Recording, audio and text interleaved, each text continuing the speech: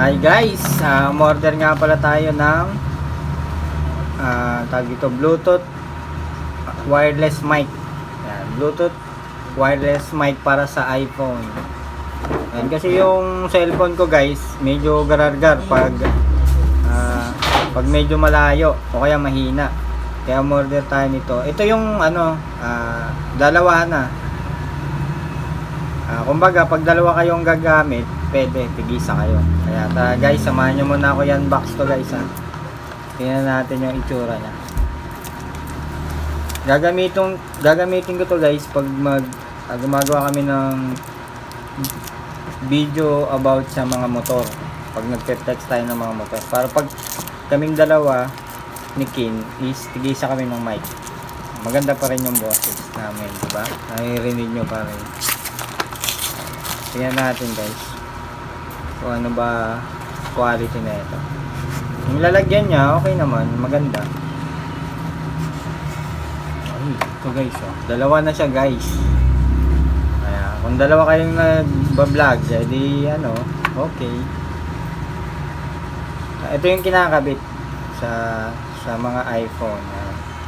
Ito yung kanyang parang kanyang Bluetooth, isasaksak natin. Kasi ito yung kanyang mic. Ayan. Bluetooth, ito yung mic. Try nga natin, open natin kung working ba. Kung may battery ba siya. Low-bat yata. Low-bat?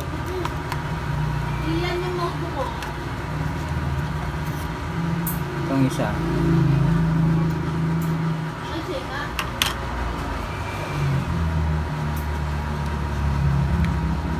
Low bat guys. Ayun pala. Ay working. Yung isa low bat. Isa okay yan. Working. Yung isa ayun pala. Working pala guys. Ayun. Working siya. Gumagana. Kailangan na lang natin isaksak to sa cellphone para mag-connect siya. Okay. Gagamitin natin to guys pag nagbablog tayo ng mga motor. Tungkol sa mga motor natin. And working siya guys.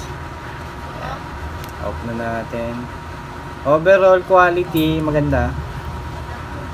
Maganda siya guys. Try kailangan na lang natin i-try ito guys. Yan.